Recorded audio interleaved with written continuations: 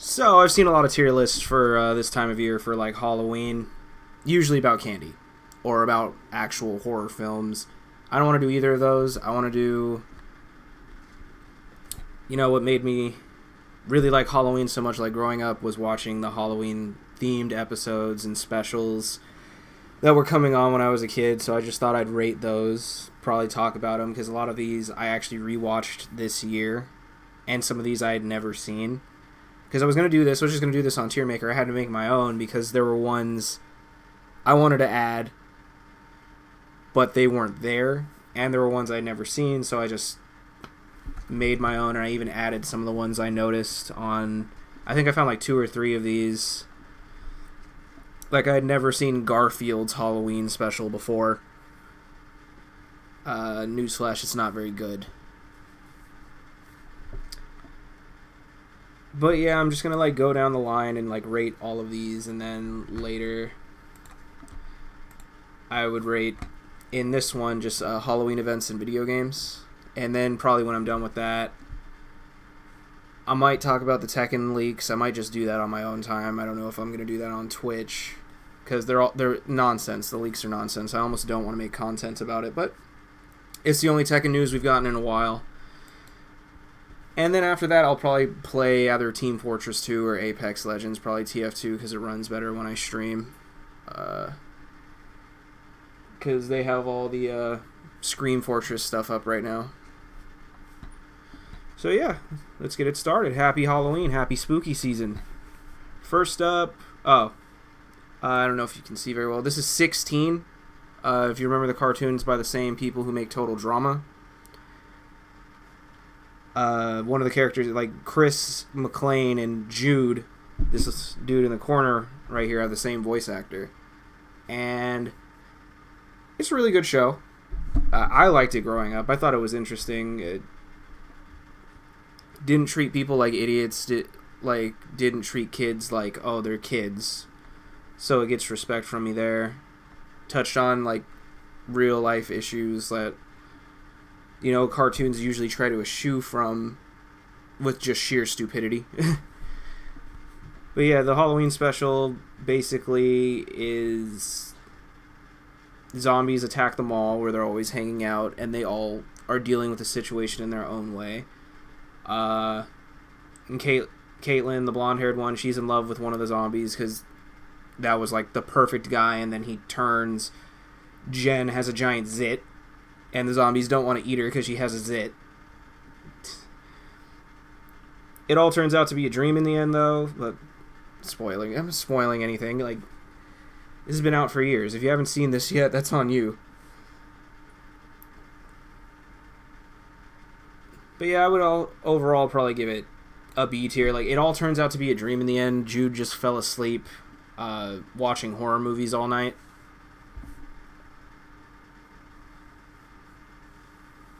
And, there are a lot of, like, dry points, like points where they're just talking and nothing is happening. But the security guard, who's supposed to be Christopher Walken, made me laugh the whole time. That character is hilarious. I will always think he's funny, the Rent-A-Cop. What are you doing here, maggot? Yeah, he's hilarious. Okay, so the Adventure Time episode where they're in the haunted house. Apparently that counts as a Halloween episode. I think the rules are arbitrary. They're completely up to like whoever. I give it a C. This episode came on when Adventure Time was still good. I don't think it was in that patch of just bad episodes. It's basically Clue. It's a Clue episode, like who's killing all the people. No one's killing anybody. It's a prank. But then there's one part where Finn sees the ghost of one of his past lives.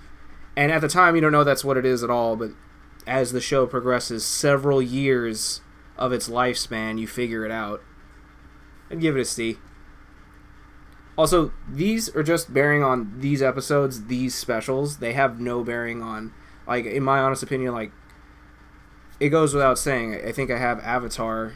Yeah, there's an Avatar episode in here, and a Gravity Falls episode in here. I think those are the best cartoons on this list, potentially. Not automatically, but don't be surprised if they don't get high ratings. Billy and Mandy's Jacked Up Halloween.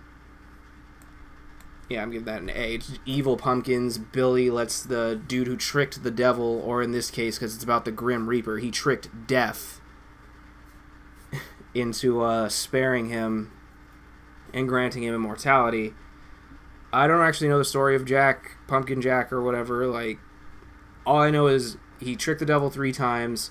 One of the times he tricked the devil into turning into a dime, and he just kept the devil in his pocket. I don't know the rest of the times. I just know that was hilarious to me. But yeah, I actually really like this one. All the designs for the pumpkin monsters and Halloween creatures are really cool. I'll try to edit some of those designs when I make this to YouTube, but for now, just gotta bear with me. But yeah, so Billy and Mandy is just the perfect show for Halloween. Alright, Ed, Edd and Eddy's Boo Ha Ha, or whatever it was called. I want to put it up here, but I don't like the way it ends. Because the premise of this one is Ed is watching too many horror movies. And it's actually messed with his psyche, so he sees monsters. Every time he sees a kid from a cul-de-sac, they are whatever their costume is in his head. And he beats the crap out of them. And Eddie's laughing the whole time. Double D is like, we have to help them, but never actually helps them. The most he does is he pours some water on some dirt, because at one point Ed buries Sarah and she grows like a flower. That's pretty much it. He chisels Naz out of some concrete. The point is, he pretty much leaves them like to suffer in the fact that the biggest, dumbest, and strongest character in the show just beat them up. And thinks he's a hero, thinks he's a barbarian hero saving Double D and Eddie. And at the end, Ed thinks after he's beaten everybody up, he's vanquished everything, and they're just hiding in a hole. And then all the kids go into the hole and beat up Double D and Eddie because they know better. They don't want that smoke from Ed. They know if they start hitting him or doing anything, he's going to snap back into it. So off screen, you just hear Double D and Eddie getting the crap kicked out of them. And Ed's just sitting in a chair like, oh, no, there's no monsters. And when he puts his paper down, he sees Double D and Eddie frolicking. He doesn't. I hate the way it ends. It's just really abrupt. It feels really quick. This should have been a movie. It's a 30-minute special. It's a full-length episode. But I don't know. Like, it's really good. The designs, the way the cul-de-sac is drawn during Halloween looks amazing. It's probably some of the best like backdrop in all of these cartoons for Halloween. So yeah, I would put it in C tier if it didn't look this great. Cat Dogula, D. I don't even like Cat Dog that much. I didn't like that cartoon very much overall, and then this episode's kind of stupid. It's like ticks turn you into vampires. I don't like ticks. Like just staring at them, looking at them, how much bigger they get when they eat, that's disgusting. Rom is a tick. I hate that Rom is called the vacuous spider. That is an idiot tick, not a vacuous spider, the way they drew it. But it's an arachnid, so I guess that's why they called it that. Point is, ticks are already like a check mark of I'm probably not going to enjoy this content. And then it's just like turning the people into vampires, and they're like the gross like concept that vampires are like pasty and biological looking. So they have like veins and passion. And the Halloween special is stupid. I don't even remember how. I didn't even try to watch this one to remember how they end up stopping the ticks. I know they nullify them and turn them back to normal. And they turn Dog back to normal in the same way, because Dog turns into a vampire, but he's attached to Cat, and Cat doesn't turn into a vampire. Where does their anatomy cease being one or the other? They're one being. I know someone who's really bothered that they never saw how they go to the bathroom. It's not that big of a deal, and it's implied it's disgusting. But yeah, I'm going to give Cat Dogula a D. Also because they have one of the stupidest Trick or Treat songs, like just made for the cartoon Trick or Treat songs. Like, you can Google it, it's stupid. Shock Zone, I was going to give it a C. Maybe a B, but I'm going to give it an A because I rewatched it. And Tim Curry is the bad guy in the main Halloween special. Automatic bonus points. He sings a song and everything. He tries to steal Rudy's Jillo lantern because he thinks it's a sentient being. Because it's Chalk Zone. Anything can exist in Chalk Zone. And I was like, yeah. And if that was the only episode, I probably would have given it a B. Like, oh, that's it. That's the Halloween special. The next episode in the Halloween special, this stupid superhero character that you like when you're a kid, then you grow up and realize he's super annoying. You gotta draw something! Him. Like, Snap. His name is Snap. He eats too many cookies, right? And then he has a nightmare about eating cookies. The cookies are pissed. And they try to eat him. First of all, lots of body horror in this episode, but it's all like cartoony and harmless, so it got away with it. At one point, they unzip him. Unzip his flesh, and all the cookies crawl out. They're just chocolate chip cookies with legs, and they look like bugs, and they just... a bunch of them pour out of his fat stomach, and I'm like... in anything else, that's a horror film. It gets away with it because of the way it's drawn, and then like they want to eat him, so Rudy starts drawing chocolate chips on him like he's a cookie, and everyone in Chalk Zone wants to eat him. Like, holy crap! It sounds stupid, but it was funny. I was laughing the whole time. Like, in all honesty, I was actually legitimately entertained. Like, I forgot about that episode entirely. And I kind of want to bring it down because the last episode isn't Halloween based. He tries on some perfume, and all the people in Chalk Zone are attracted to him. Snap. Trying to get with the drawing who's voiced by Cree Summer. What's her name? Rap Sheba. Her. He's trying to get with her. I just watched this yesterday, and I'm already forgetting like their names. Can remember their lines and what they look like, but sometimes their names just escape me. Rap Sheba. Oh, this is the Chowder one. D. I don't like Psycho. Alfred Hitchcock's Psycho, Bates Motel, you know, shower scene, blood mixing with water. A classic. I don't like it that much. It's kind of boring. Like, I'm sorry, I don't like when a horror film doesn't use something supernatural. I don't count mental illness as supernatural. Him being a schizo, thinking he's his own mom, or behaving how he thinks his mother would behave in a situation, it's kind of lame. And the Chowder special is like a play on that. It's like Gazpacho is also his mother, and it's weird. And then Chowder gets possessed by a turkey. If that was the only episode, I would probably give it a C, but no. Like, I liked it better than Cat Dogula. Also, for the record, like, D doesn't mean I hated it. It means I just didn't like it. It's not that great. F means I hated it. F means I ain't ever going to watch it again. Or I will try not to. Danny Phantoms is a B. This is one of my favorite villains in the Danny Phantom franchise, and he's really played for laughs. And this is like his first appearance. Like, I think it's only one of 2 appearances, and it's really played for laughs because this episode isn't very serious. Danny's just trying to make a better haunted house than Dash. That's his name, right? Dash, Flash, I don't care.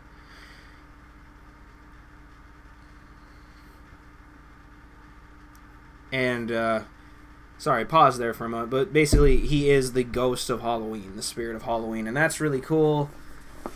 And I wish they played more with that concept. But instead, like, Danny's just running around with his sword, like, making a mess of things.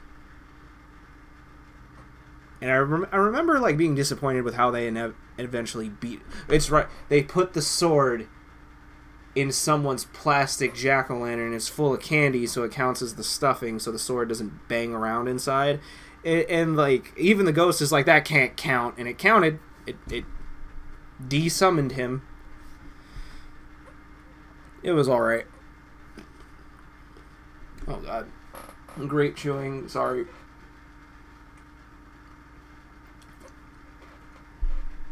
Just needed a snack. Oh. Okay, so I wouldn't have put this on the list, but this was on someone else's list, so I just sort of kept it. because apparently this counts as a Halloween special. It's the Dexter episode where they flush the fish down the toilet. Or they fail, or Dexter doesn't want to flush it down the toilet or something. I don't remember, but the point is, like, it's based on the Poltergeist. It's a Poltergeist parody. Be prepared for, like, 90% of these to be parodies of another film, like a famous horror movie. But yeah, and Dexter has to save Dee Dee because Dee Dee's like the little girl in Poltergeist. It's alright. I'll give it a C.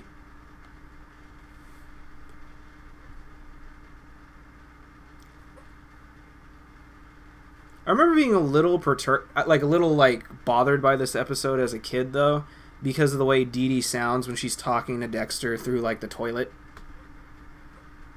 Like, her voice sounds all, like, moany, and it's, like, actually sounds like she's underwater. Like, I remember being bothered by that as a kid. So, I don't know. Maybe I should put it a little higher, because it is supposed to be spooky, I guess. Oh, yeah, I'll give it a B. Doug gets a C. Doug is the most C-grade basic cartoon. Barely anything ever happens in Doug. You don't understand why what's happening in Doug is happening. It's a very normal show of very weird-looking characters. Roger is the same size or smaller than Doug in a lot of shots throughout this cartoon. Why is Roger the bully? Why is he considered tough? Every time he tries to do something like a bully, he gets hurt. Or someone catches him and he gets caught. I never understood Roger Klotz. That's his name. I get Skeeter. Skeeter's an interesting character. The rich chick, don't remember her name. The twins, like all those characters were interesting. I don't like Roger. He's a dumb character. He got the leather jacket. Doesn't know where babies come from. Didn't even understand his cat was a female. I remember watching that episode as a kid, and even I understood that. But whatever. The premise of this episode, though, is Doug's afraid to go ride a ride at their theme park because supposedly people actually died going on it. Okay, no. Before it was a ride, it was an actual home, and people died the first night they slept in that home. And then when they made it into a ride, I think more people died or people got injured or disappeared or something. And Doug is like, no. Skeeter's like, yeah, man, come on, I want to go ride it. And Doug's like, no, let's go trick-or-treating. He's like, aren't we a little old to be trick-or-treating? They're in high school, right? He's like, no, you're never too old for free candy. I think that's a fair statement. You know, it's just, my parents never had their own bags, but they would reach into my bag and be like, you're never too old for free candy. You don't have to go trick-or-treating, just chaperone somebody. Thank goodness for nieces, nephews, and baby siblings, am I right? But anyway, they eventually go on the ride, and, okay, I gotta admit, what stops this from being a D, because it would have been very basic and lame, the dude who makes the ride or operates the ride is, like, in a coffin, and it's already a red flag, but he's like, what are you guys doing here? And he's normal. At first you think he's normal, and they're like, we're looking for our friend. He tried to play a dirty trick on us, and it was Roger, pretending to be, you know, like he disappeared on the ride, like all that was left is his shoes. And he's like, yeah, your friend's right there. He pulls him up on the security surveillance, and then Doug, Skeeter, and the ride operator mess with Roger, because it's got, like, holographic projections and a camera, and they're, like, making it seem like they're ghosts. But then at the end, the ride operator turns out to actually be a ghost. Like, he disappears and fades away, and, like, Roger and Doug and Skeeter are like, let's not talk about it, let's just go. So yeah, the ending. I give it a C because of the ending. Foster's Home for Imaginary Friends episode gets an A. It's hilarious. Everyone is sick of Blue pranking them on Halloween, or just in general, so they get together on Halloween and, like, fake a zombie epidemic. And Blue is so convinced that it's real, he feeds Mac sugar, and Mac gets all hyperactive and actually starts hurting people. And then he disappears, and everyone's like, Blue, what have you done? You know, I'm not saying the quality of the show will always have a bearing of how good the Halloween special is, but Foster's is actually just a really good cartoon in general, so I'm not surprised this episode was good.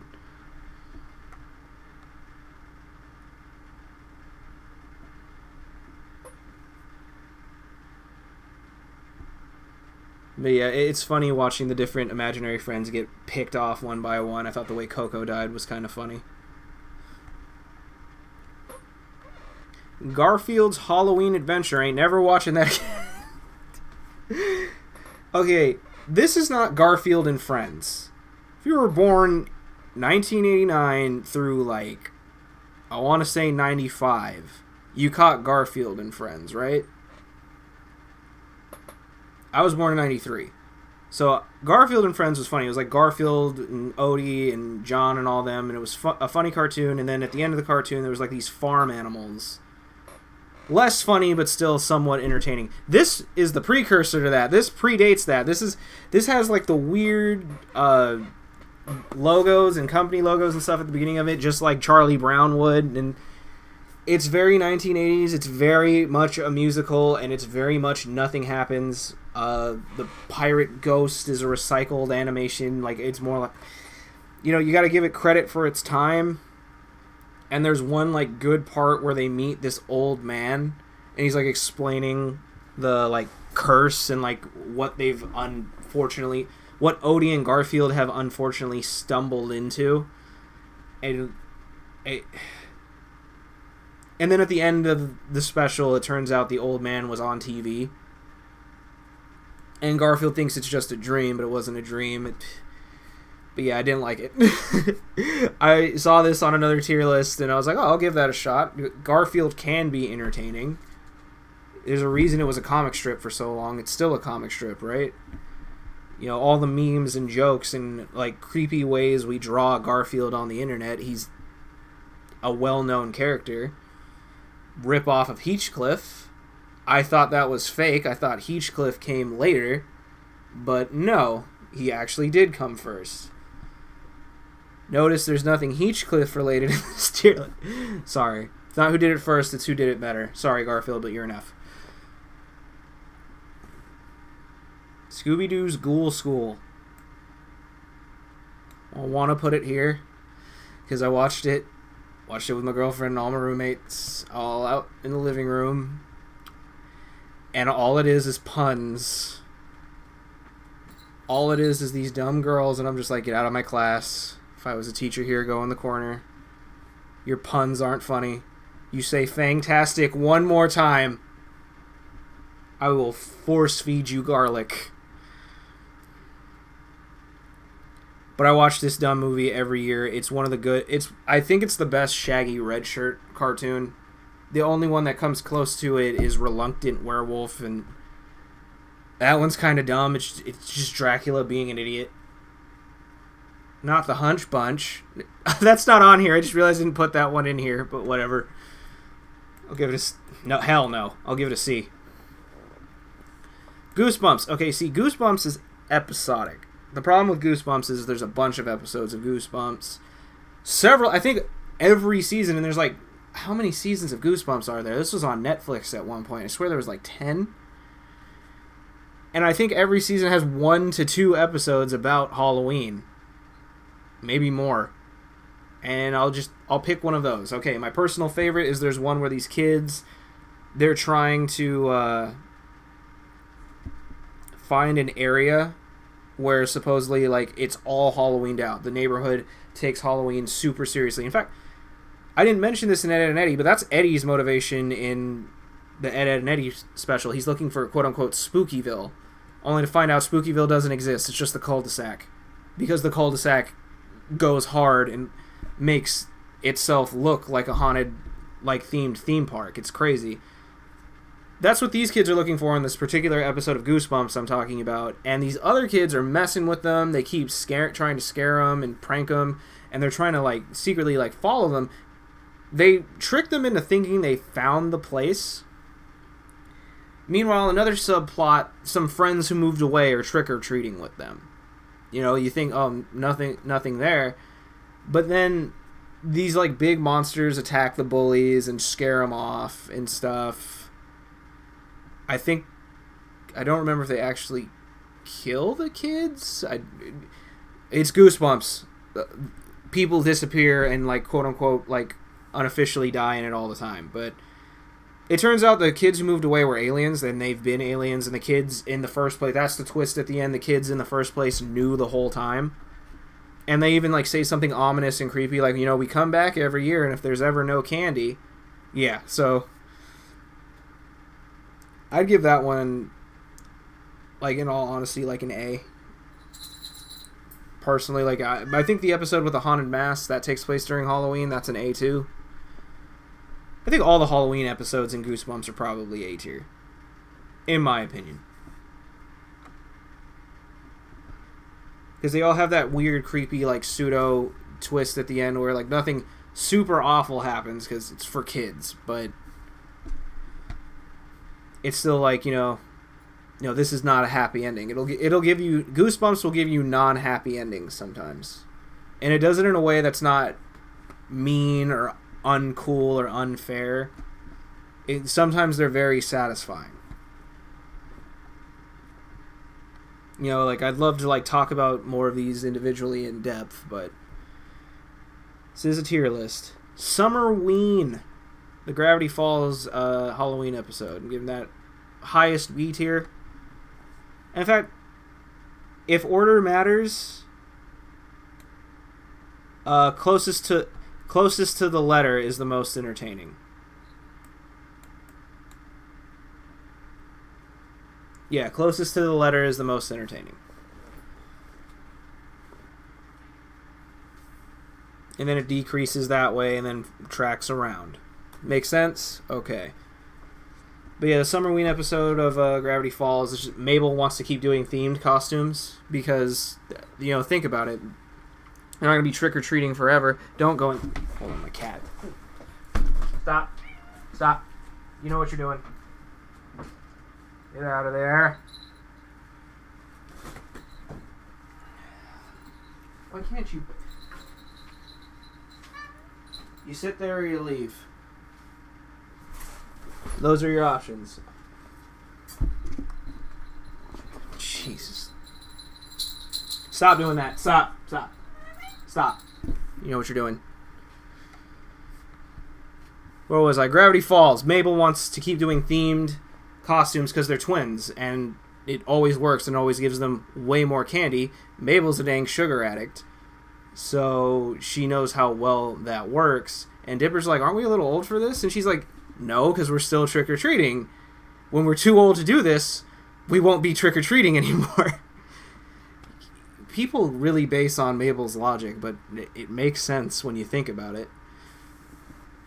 But he's just trying to show off for Wendy. Like, Dipper's tendencies with Wendy, get on my nerves. Like, how he's willing to throw people under the bus for a chick who doesn't even... Oh, man. Don't be a Dipper, y'all. Be a Dippy Fresh. The mic's still plugged in, right? Yes. Okay.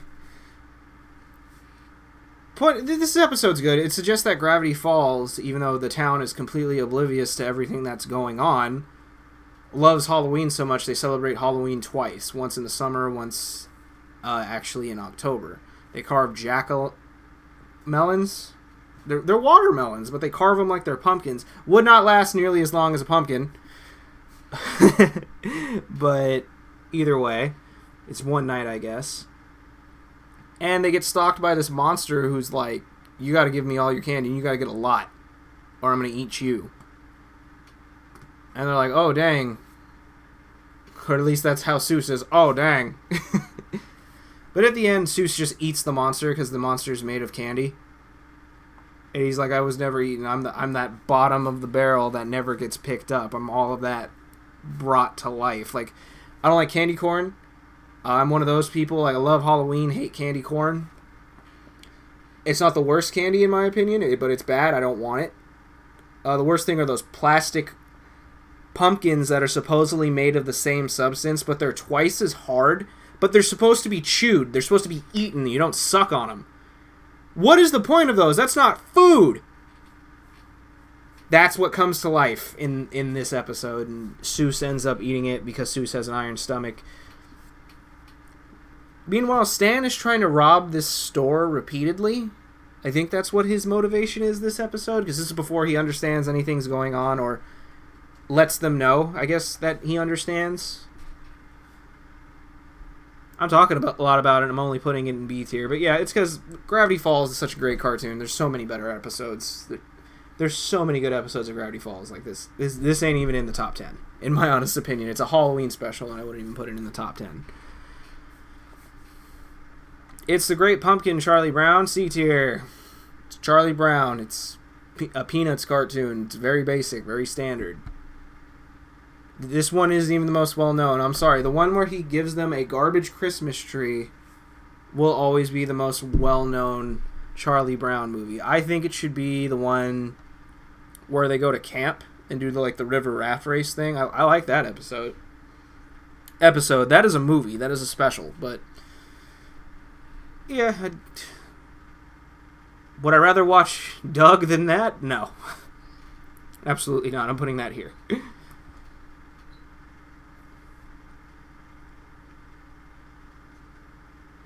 Oh, the gumball, the gumball episode with the house party and they turn into ghosts.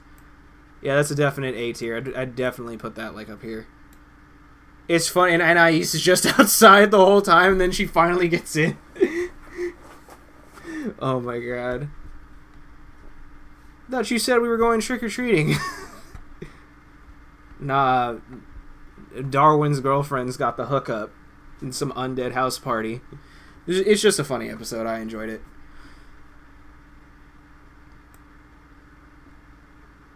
This is worse than the cat dog episode. I've never been big on Camp Lazlo. It has funny moments, funny parts. The movie where Lazlo leaves and goes into town and they're looking for him that should be the only piece of media in my opinion. That's the best episode. Oh my god. But this episode, first of all, what summer camp runs till October? It's suggesting that Halloween is the day that they all have to go home. Second, how did you not it's suggesting that the moose, I forget his name, Lumpus. I almost said McMuesli because that's another character's name who is not a moose. It suggests that he loves that when they leave and he loves stealing their candy, confiscation, and he loves being alone. How did he not notice these three didn't get on the bus? He hates these three the most. And then the whole premise is that they keep accidentally scaring him and it's tricking him into thinking there's something outside. It's not even the best candidate for a Halloween episode. They dress up and everything, but there's an episode where they find a can of meat and it comes to life. And it can shapeshift and it can make itself look like anybody and it's killing people. That's a Halloween episode. If we were I don't have that episode on here, but if we were talking that episode, I'd put that in B. There's a part at the end where they're like, wait, if that story's true, how would you guys get away with it? And he's like, that's simple. Raj and Clam jumped into action at the last minute. And then a drop of meat, a piece of Raj, falls off onto the floor. And they all just start laughing. And you hear all the other campers get eaten as the credits roll. If that episode was on here, I'd put that in A. But because this is the Halloween special, it gets a D. Halloweentown. I'm going to give the first one a B. Oh, the other ones are in here too. Give the other two C's. They're okay. The premise is this chick's family lineage is from a different dimension, except the lineage starts on Earth, but then witches, werewolves, and everything, they get sent to another dimension. And they live there, and a lot of them are happy there, but one jerk-off wizard, warlock, whatever you want to call a male witch, is just like, no, we're going back. We're going back. We're going to take the Earth for ourselves. And, first of all, the monsters don't even seem on board. He has to possess them into thinking that this is a good idea. He has to mess with their brains. In fact, I think one of the monsters calls, Earth, our dimension, a dump. He hates it here. But point is, this family that comes from a line that lives in that dimension, they have magic powers, but they don't quote unquote work very well on Earth. And if you stay on Earth for too long and don't practice, you lose it. Don't use it, you lose it. and it makes the oldest daughter super mad, and she's like, no, I'm not staying here. I'm not staying here if that's the case. And then the mom chases after them. The mom is awful throughout this entire movie, and you can't convince me otherwise. The brother is also awful. I hate the mother and the brother. They're both terrible characters. They get on my nerves. The actual characters in Halloweentown are the most endearing because they're funny. They make puns that work and are actually funny. Grimwood girls. But yeah, and then no offense, but the other two movies, they aren't bad, but they're kicking a dead horse.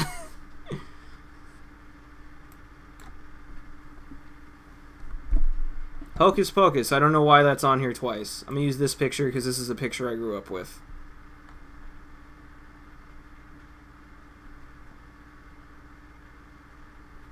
This movie has really withstood the test of time. It's not even that great, but we watch it every year. We have this movie memorized. We can watch it in the background, and still it counts as having watched it because you can look over, say the line before whatever line comes out, and then like the line will happen. You'll be like, oh, yep, I remember this movie still. I'm give it an A. I don't think it's low A, though. I'd probably put it like that, yeah. The Invader Zim Halloween special. I'm putting that right here. Invader Zim is a pretty good cartoon, all things considered. I don't think it's as hype as the Hot Topic generation thinks it is, but it's pretty good. This little idiot narcissistic alien thinks he's going to take over the planet, and it would be so easy the way humans are portrayed in this cartoon. Any person of moderate intelligence and his technology would have taken over the planet in an hour, but he's such a little moron, and he keeps doing things wrong, and he thinks he's doing everything right, and the only person who's onto him is also a moron in his own rights. Like, Dib isn't as stupid as Zim, but Dib is stupid in different ways. Like, Dib doesn't think anything through, and he's stuck with a bunch of people who don't want to believe him. And it's his own fault because of the way he talks. But this particular Halloween episode is so good. The designs on like the monsters and like these creatures that are like from a dimension inside Dib's brain, and it's just like warped versions of the characters you normally see. Zim doesn't get a variant, but the teacher like is like this monster. She's like she looks like the alien queen a little bit. His dad has like a giant, like, worse robot arm than the one he's already got. Gaz has no lower jaw.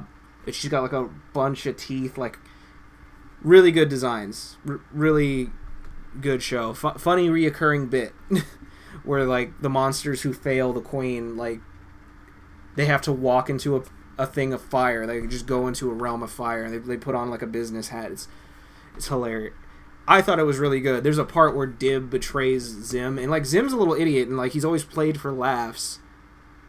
But something about the dude who voices these characters, that they're always like goofy and stupid, Billy, but then they have one moment where they have like this violent, murderous like streak or moment. There's a part where he grabs Dib, like he has like a robot suit, and he's like crushing Dib because like Dib's like, oh, you're not mad that I betrayed you, are you? And he doesn't say anything, he doesn't cackle, he doesn't talk in his obnoxious voice, he just narrows his eyes and keeps pressing on the button, and like Dib is like, organs crushing. It's pretty good. Like, this, of all the episodes, it's probably one of the best well written in Invader Zim, in my opinion. This would be in one of my top 5 favorite Invader Zim episodes. Probably actually is my favorite. Because the only other one I can think of that's really good is another, like, horrific one. It's when Zim is harvesting organs from all the other kids to make himself seem human for, like, scanners and stuff. Yeah, that was a good one. This is definitely a good one. I rewatched it this year. This deserves to be up here. Like, in fact, yeah. I think so. Putting this right here. I think this episode is hilarious. I didn't realize this counted as a Halloween episode. It's the episode where Johnny Bravo meets the Scooby-Doo gang. Oh my god. Aunt Jebediah! The ghost is just a gardener. It's just a field work. It's just a field hand. A handyman. And they're throwing apples at him. It turns out to be the aunt. Because no one likes Johnny Bravo except for his mom, Carl, and his neighbor, the little girl. So his aunt doesn't even want Johnny to visit. It's funny. Only reason I don't put it in A is because the reoccurring joke that Johnny doesn't think Velma is pretty. He thinks Daphne is pretty. Velma has been the prettier character since this show's inception. The result of her... No, sorry. Thinking otherwise is the result of that 1970s time when this stupid series started. When people just had wrong opinions. Monster House, A. Yeah, A.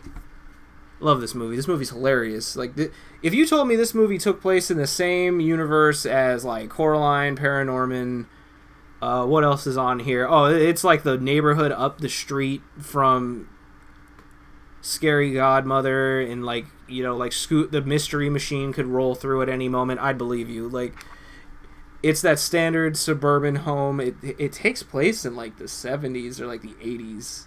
No, it's the 80s because they have like crappy arcade machines and cars, but the way the parents talk and act, yeah, I think it's the 80s.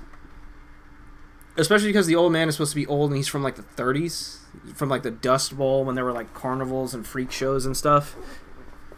The house comes alive and starts eating people. I don't know what more you want. This movie is great. The monster is interesting. The way the kids deal with the situation is interesting. The way the people who get killed by the house get killed is interesting every time. I love watching the boyfriend die when he's dumb enough to try to go get his kite back. Bones. His name is Bones. That's one of my favorite episodes. He's all drunk and he's like messing with the old man because he hates the old man, but the old man's not home.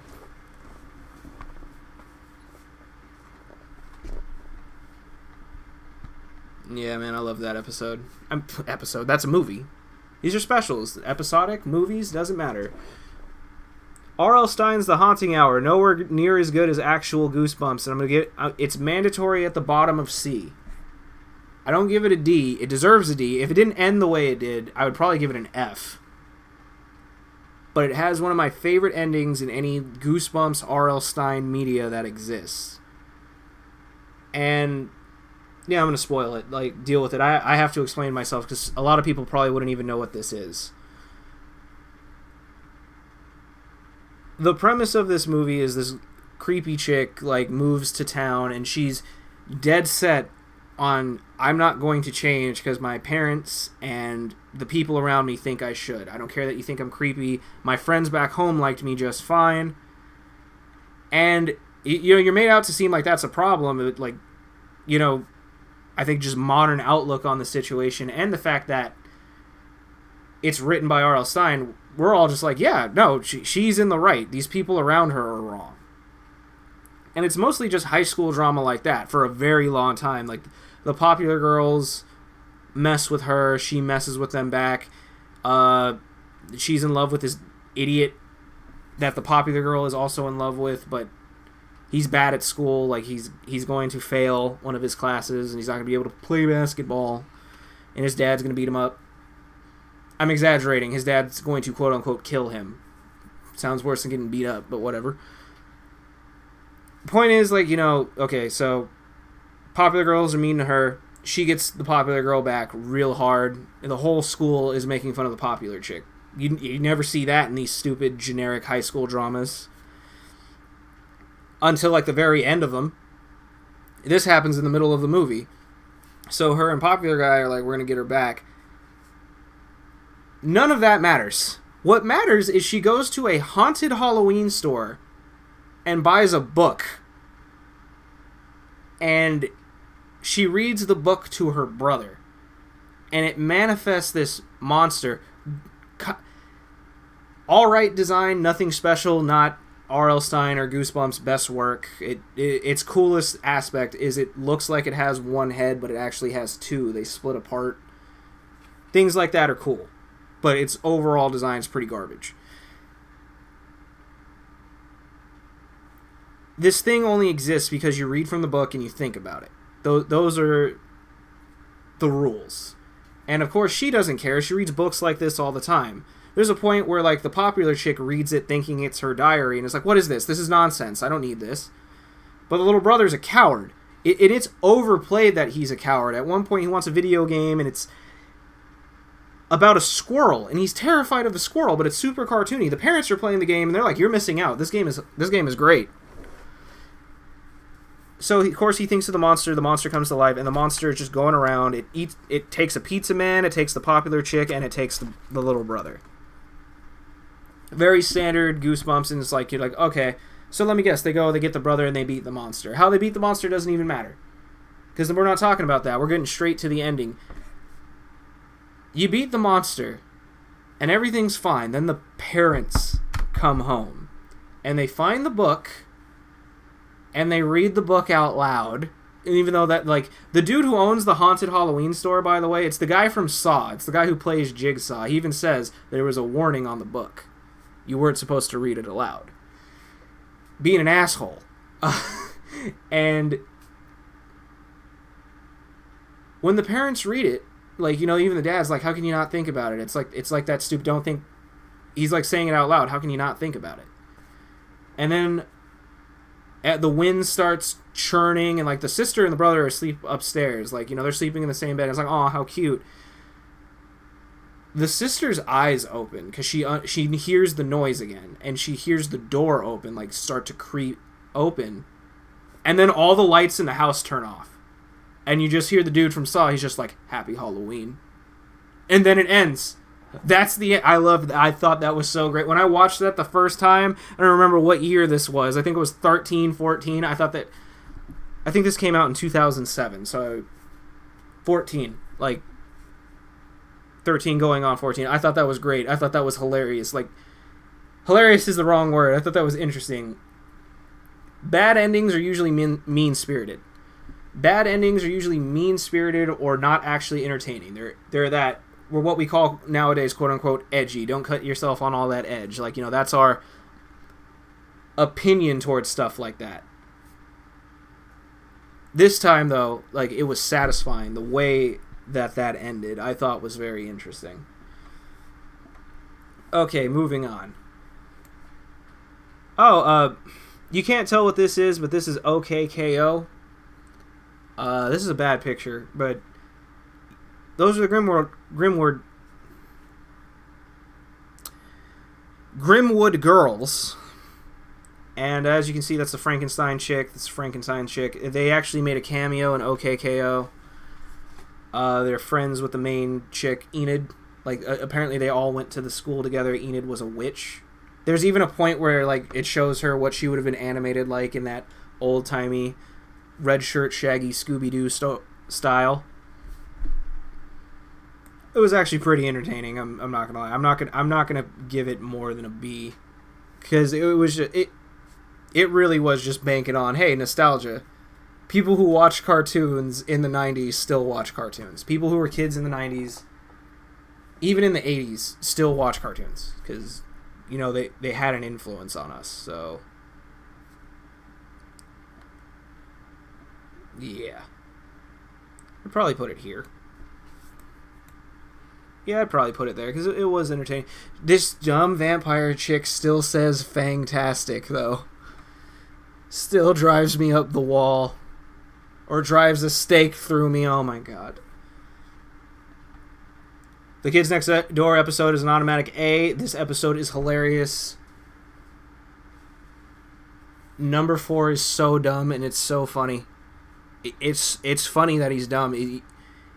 It's because he's not dumb like Ed or like Billy. He's dumb in a very unique, somewhat way more realistic way. He's also arrogant. The word chicken does not have a 2 in it. Well, it does now. But yeah, it's basically him versus the candy pirate. Because apparently number 4 is so dumb he doesn't know what trick-or-treating is or how it works. And he just figures it out this year.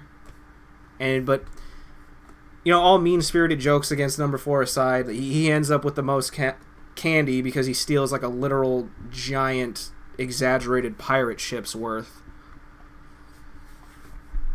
I thought it was great. It's a good episode of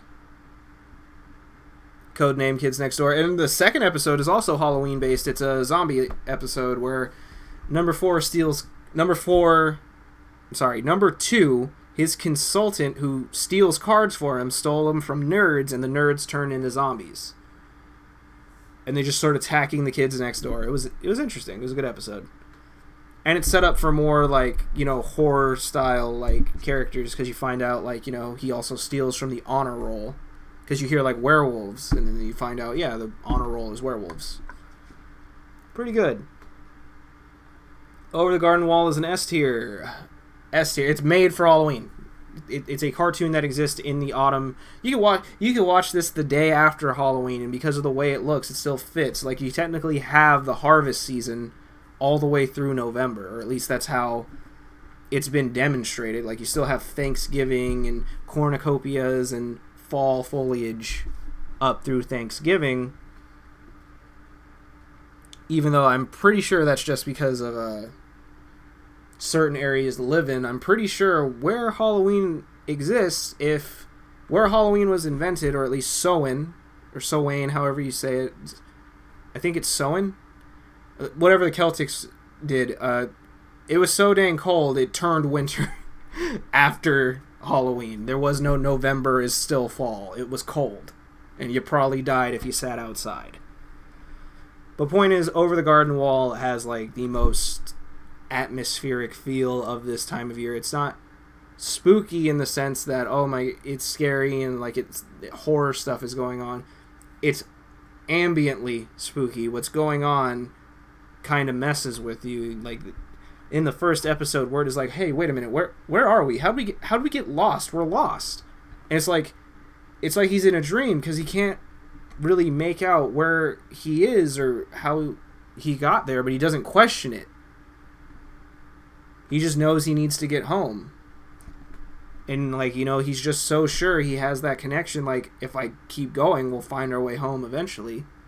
And this Adelaide chick will get us home eventually. Never stops to question, I live in the modern era and there's no giant forest near my house. And Greg is Greg. S tier for sure. It's 10 episodes long, and if you cut out the credits and the commercial breaks, you can watch it as a movie. Which is what Cartoon Network did, I think, every year following this airing episodically. Paranorman is also S tier. I love this movie. It's great. This little antisocial kid. You all chose not to believe me. You all choose to believe I'm making this up. And you all don't like me because of it. Well, I don't need you. I've got plenty of company that I didn't want at first, but now I'm stuck with because I can see them.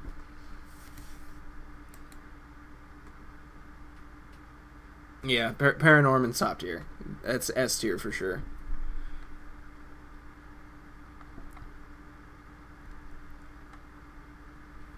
Basically, he lives on an East Coast town, Salem witch trials. I haven't really been doing the premise, because I feel the higher ranked ones I want to believe people have seen and know why I would put them up here. But yeah, Over the Garden Wall, 2 kids are lost in the forest, and every episode they just overcome a different situation that you wouldn't ordinarily deal with. Meanwhile, this entity is after them the whole time, hoping that they themselves will lose hope. And it has a really solid ending. One of the best ways an enemy has ever been defeated in a animated series. No fighting, no action, just an honest question. Are you? So yeah, Over the Garden Wall is S tier. Paranorman is S tier. I don't think Leica Studios can do wrong. I don't think they have a bad film.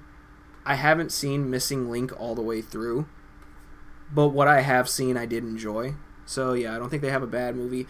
People don't like Box Trolls. I thought Box Trolls was funny. But Paranorman is tied for, I think, the best. I think it's between this and Coraline. Then it's Kubo. Then it's What I've Seen of the Missing Link. And then it's Box Trolls. Box Trolls is definitely their worst work. Doesn't make it bad. That boy's name is Eggs. But yeah, Paranorman. Norman can see the dead. And he's the descendant of a family that just does stuff like that because one of his ancestors is a witch, but not really. She was wrongly accused of being one because she's technically not. She just has like weird abilities like him. She can see the dead like he can. She can make things move. Like it's more. Obviously she was more gifted, if that's the word, than he was, because she would do things people couldn't understand. So they killed her, and she cursed the council that had her killed. And you're led to believe like they're the problem because they come back as zombies, but and in fact you're not even led to believe that. You as the viewer, I don't even think you really believe that. I mean that's easy to say after I've seen it a bunch of times, but like you get to a point where you see, like, the townspeople, like, the point is they come back to life so the townspeople will see them as monsters and try to kill them. And it almost works, but, like, Norman gets in the way, and then she's, like, in the sky, evil witch, and Paranorman's a great movie. S tier for sure. Alright. The Ren and Stimpy Halloween special, if this even counts, they just crash at a haunted house with the... I never liked Ren and Stimpy. I hate that this show turned out to have such a terrible person make it, because that has been happening a lot. That's just how, like, the climate of reality right now. And people look at you like you're the problem, like, oh, you don't like it because such and such. No, absolutely not. I hated this cartoon when I was a kid. I thought it was a worse Rocko's Modern Life, and I stand by that. Ren and Stimpy are not funny. I'm not Maximilian Dude. I'm not whoever else thinks this cartoon is gold. It's not. It's dumb. It's slow-paced, dry humor. And every once in a while, Ren shouts really loud because he's angry, and Stimpy shouts really loud because he gets hurt. Some of the stupidest situations in cartoon happen in Ren and Stimpy. I'm like Cow and Chicken either. That reminds me of this stupid cartoon. But yeah, like this episode, they're not getting scared of the ghost, and the ghost isn't scary. The ghost turns into a dude at the end of the cartoon. It was dumb. Like, this cartoon is dumb. This episode is especially dumb. I just did not like it. Like, I will not. Oh my god. Yeah, like I put this over that. Oh yeah. The Rocket Power episode where they sneak out with the idiot who wears the mask, Eddie, of the Lord of the Underworld, or like Prince of the Underworld, or whatever he called him, Netherworld. Go out on mischief. Reggie doesn't even want to do this. Reggie sneaks out to try to help them, to try to bring them back home. At the last minute too, she stays at the house with Ray. Oh my god. And then she gets punished. I think that's what I hated. It's because she knew where they went. So I get it from, like, an adult perspective, and, like, you gotta be the parent. Ray's the single father who, like, knows what he's doing. He's actually one of the more competent fathers in cartoons, if you ask me. Reggie didn't deserve to be punished, but she gets punished at the end because these idiots go out to try to, like, do pranks and stuff. They don't even do anything. Because Lars and his idiot friends egg the only house, like, on their block that needed to be egged, and by the time they get caught by the police, they haven't done anything, but they have the material, like the shaving cream and the eggs and stuff, and they're not even supposed to be out. In theory, they're at Twister's house or Sam's house. I don't remember. It was a good episode, though. I thought it was funny. That officer chick, I like that character. She shows up.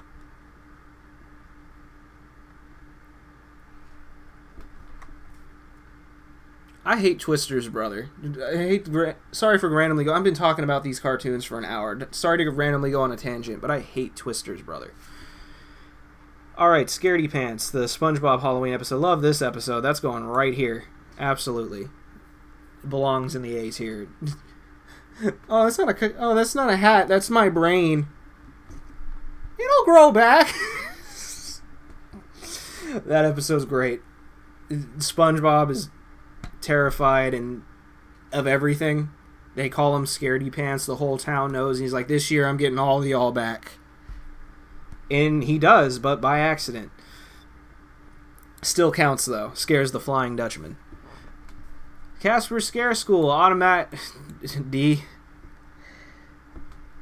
This is the dumbest Casper media ever. Like, it makes me... I feel bad because I'm just now realizing I have no other Casper media as an option in this tier list.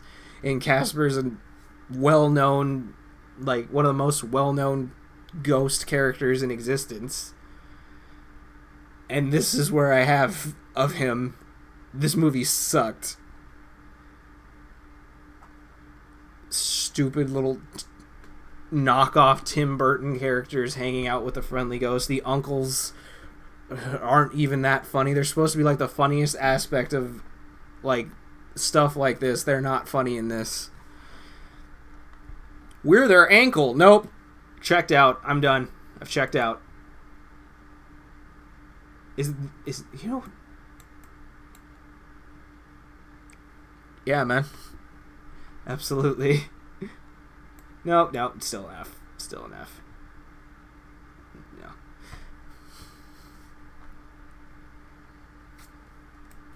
These go hand in hand.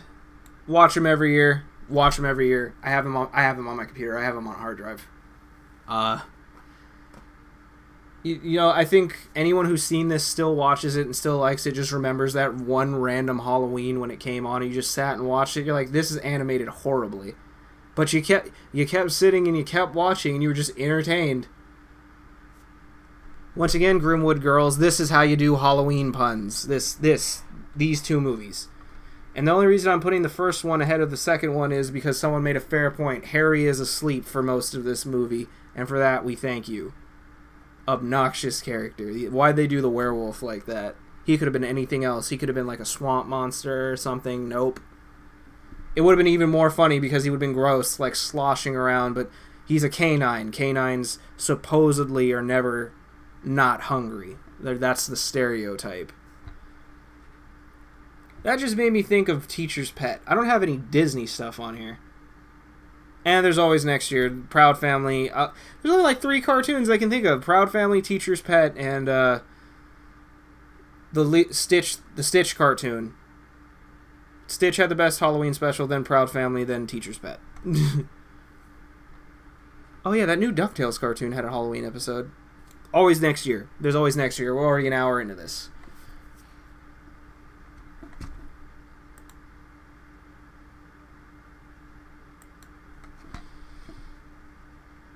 Witch's Ghost. I'm going to put that in B. Oh, psych, Tim Curry's in it. It gets an A.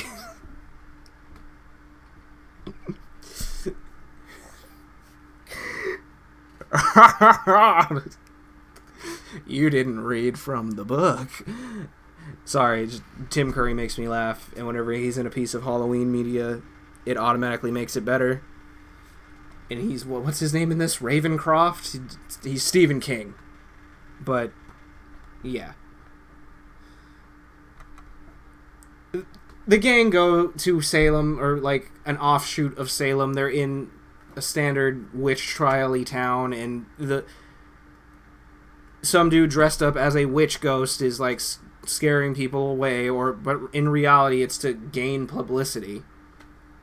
Meanwhile, Tim Curry's character has been looking for a book to make himself into an evil warlock. This movie goes from, not from 0, it goes from like 3 or 4 or 5 standard Scooby-Doo to 11 to the monsters are real in like 2 seconds.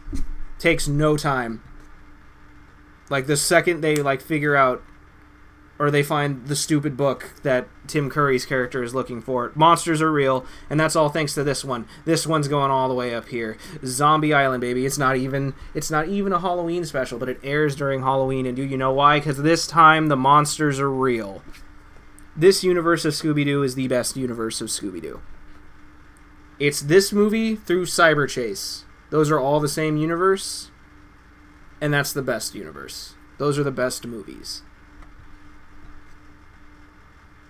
Regular show, Terror Tales from the Park. I'm gonna give this a low A because some of them are stupid, but it's anthological. I think scary story based horror movies and Halloween stuff are the best. Creep Show, Trick or Treat, Tales from the Dark, Tales from the Dark Side. Anthologies are the best ones. They're the most entertaining. You get the most bang for your buck in such a short amount of time. So yeah, I gotta give it a high grade because some of them are really good. There's one where Rigby pisses off a wizard, and everyone in the park gets killed. It was great. That's the best one. There's one where they piss off Muscle Man and they go see his mom and she's wearing a costume. That one is great.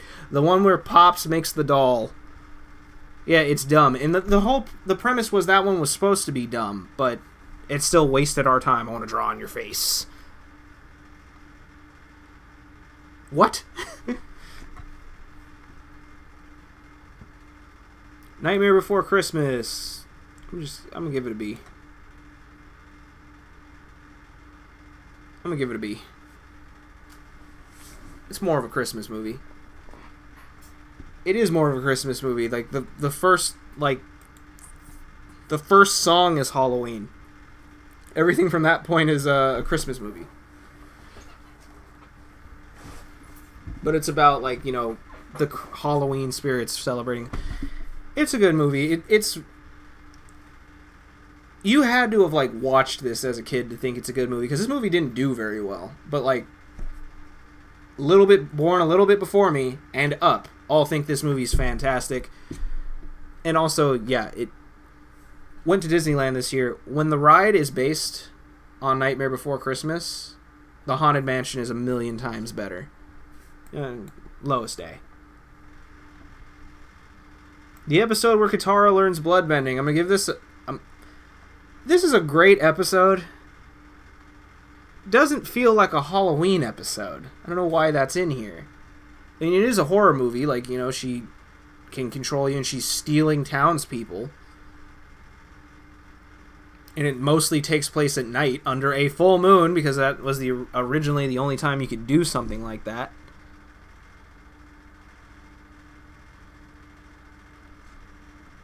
You know, like, I don't want to put this too high, but I don't want to put it low either, because it's Avatar. I mean, Halloween specials. This is not based on the merit of the actual cartoon. I can't put it there though. Like, I physically can't. So I'm gonna put it here because I don't go out of my way to watch it during Halloween, but at the same time, I do remember it airing and, like, a commercial for it around Halloween. But that was around the time when I wasn't even watching TV anymore. Because we couldn't afford it. Okay, hold on a second. You'll notice there's 2 Rugrats episodes. One from, like, you know, near the end of Rugrats, Kimmy's in Rugrats, and one from, like, the beginning of Rugrats. This was on a little orange tape that I had when I was a little kid. It was that, Reptar on Ice, the Share Bears movie, or whatever non-copyright thing they called the Care Bears in those cartoons, and there was another episode. It was the Halloween movie theater ice show. Tunnel of Love. It's 4 episodes. It was when Dee Dee went on the Tunnel of Love. Yeah, with Stu, obviously. Like, but, yeah, and some dude was freaking out outside, like, pretending to be Reptar. All really good episodes. Like, you know, I remember them very well because I would sit in front of a TV and watch them when I was little. But yeah, in this episode, I'm going to put that up here in A because it's hilarious. Like, the babies just want a Reptar bar.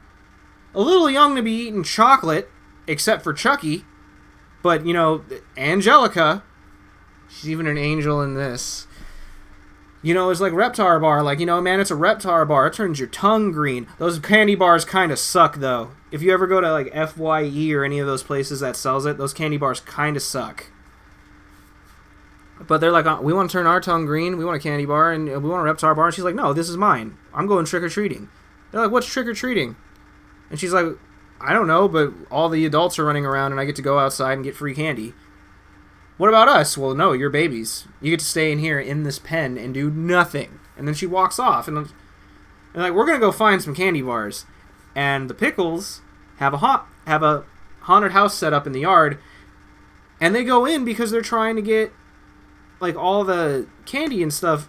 And the grandpa's asleep because the grandpa's useless. And he wakes up and he's like, where are the babies? And he goes to find the babies. He goes into the haunted house and he doesn't know what's in there. He doesn't know what decorations like Dee Dee and Drew and Stu and all of them have put in there. So he's tripping over all of them and touching stuff, and it's dark. He doesn't have his glasses on. And he thinks all of it's real. And then, like, you know, the twins look like... I don't remember what they looked like, but they scared him. Tommy looks like an actual ghost because he's got a sheet stuck over him. And Chucky's making, like, a weird noise. So, like, him and Angelica freak out and run out of the haunted house. And they're just like, no, there's a ghost in there, man. Like, nah. And Stu and Dee Dee are like, what are you two talking about? And then they find the babies, and the babies get their candy. Because they steal it from Angelica. Great episode. Just went down the whole plot premise of this old Rugrats episode. And I did that because this one is way worse. It's dumb. It's just Angelica tricks Chucky into thinking he's going to turn into a werewolf. Very standard. Very standard. Like, I don't know why I put it all the way up there. Like, I have this on a DVD that I bought on a whim because it had other stuff in it. It had other Halloween specials in it. And this is the... I was so disappointed this was the Rugrats episode they chose. Because, yeah, I'm pretty sure the DVD I'm talking about has Mischief Night, Arnold's Halloween, and Scary Godparents. And I just remember... Like, that's why I just... You had a perfectly good Rugrats Halloween episode, and you gave me this one. Disappointed. This is F tier. I don't even want to talk about what it is, but it's this Michael Jackson animated film where the spirit of Michael Jackson, like, makes this haunted hotel so that these two, like, college kids can realize that they're giving up on their dreams and that they shouldn't. And they fight monsters, but, like, all the monsters, they're not supposed to dance, but they do dance, and they dance to Michael Jackson music. This was an excuse to get his licensed music into an animated film, and it's not very good. In fact, it's kind of annoying. Like, just listen to Michael Jackson music if you need to. You don't need to watch this. He shows up at the very end, and everyone's happy, and it's just his spirit, but they dance their asses off, man. It's like every character, like, I can tell in the thumbnail, like, they turned the bad guy good again, and, like, she's here, and, like, I'm never watching it again. In fact, if you need someone to talk about it, just Google Michael Jackson Halloween. A bunch of YouTube personalities made videos on this. That is the most I will watch on that ever again. Arnold's Halloween is frickin' A tier. He recreates the Orson Welles incident with War of the Worlds, where it's so convincing and they don't let you know it's a fake broadcast before they do it.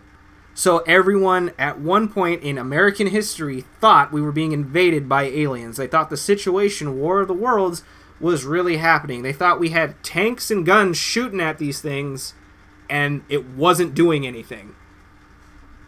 And what did people do? Those people panicked. And just like in real life, you see Big Bob, Mr. Green, Grandpa Phil, you see them all panic. And they're trying to kill the class of PS-118. Meanwhile, Arnold and Gerald aren't in costume, so they're trying to fix everything. It's a great episode. In fact, you know what? Yeah. Top 3 A tiers for sure. In fact, I would put that over Billy and Mandy's too. Nickelodeon's killing you, Cartoon Network, in the A tier, but Cartoon Network's got S tier on lock. The one Disney show I remember, not the one, Hocus Pocus, Halloweentown. What's left? Okay, I got 3 left for Halloween specials. Scary Godparents is an A tier for sure. This is when Fairly Oddparents was good, and this episode is actually super interesting because, like, Timmy wishes, I want everything to be real and scary.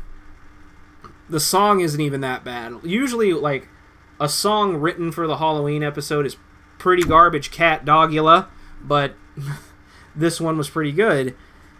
And, Timmy gets, this wish was as if Norm granted it for him. Like, this wish screwed Timmy over, because Timmy wanted to be the mummy. And, like, in his head, he's going to, like, control sandstorms. He's going to mummies curse people, make his bandages move around and stuff. No, he's just decrepit and falling apart. He's useless. And Cosmo and Wanda aren't fairies anymore because they're real and scary. So I think they're a nurse and a doctor. And the popular kids are the bad guys from Crash Nebula, and they're trying to destroy the planet. The dude with the boil is Crash Nebula, and he fails completely at stopping them.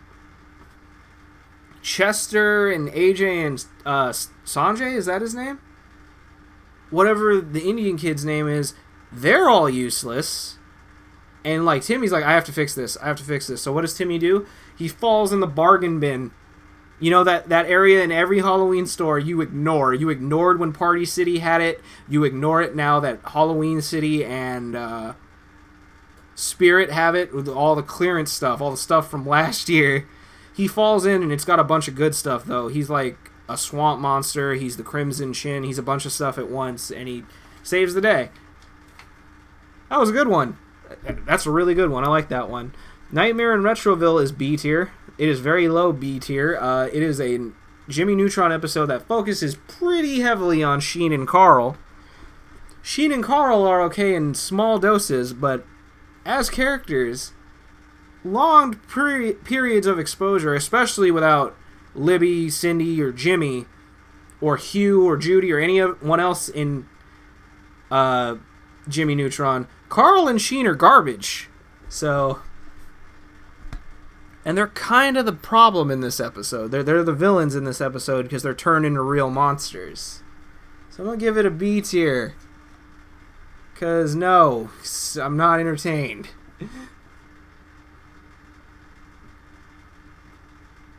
Also, the way they save the day is actually kind of lame. Yeah, you know what? Yeah, you're a C tier, actually. Jimmy just turns into a giant octopus. It's kind of lame. The atmosphere is cool. It's like very thick, heavy fog. There's not a lot of decorations. It's like the town is deserted, but Treehouse of Horror, I almost didn't want to put this on here. I have not seen all of these. I'm just going to rate my favorite one and give it a B tier. It's the one where the Scottish dude is Freddy Krueger. Only because that part where he's on fire and they tell him to sit down and wait his turn and he's just sitting there burning. That lives in my brain rent-free. That was hilarious. He gets up, you know what, I'm done. I'm going to get your kids where you can't protect them. In their dreams. And then he bursts in flames. That was funny. That was fun. I thought that was funny.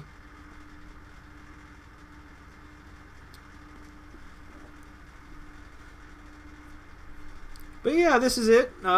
This is the Halloween special tier list. This is where I would place everyone. Yeah, Over the Garden Wall at the very top.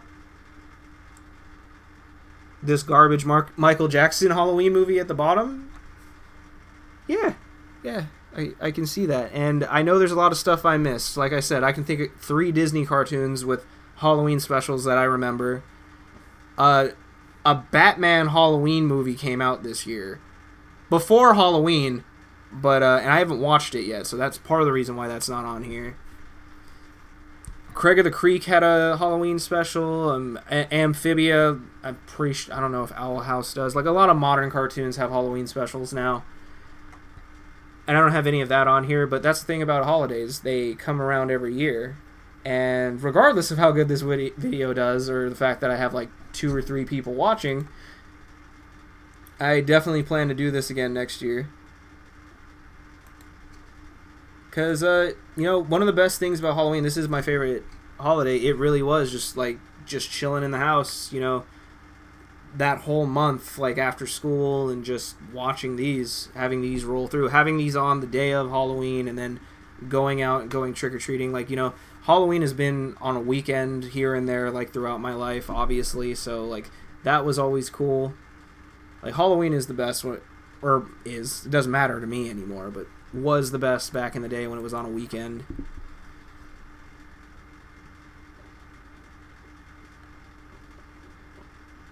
Yeah, and I'm just remembering, my favorite episode of South Park is a Halloween episode, and I don't have that on here. So, yeah. Just means we have next year on lock. I love this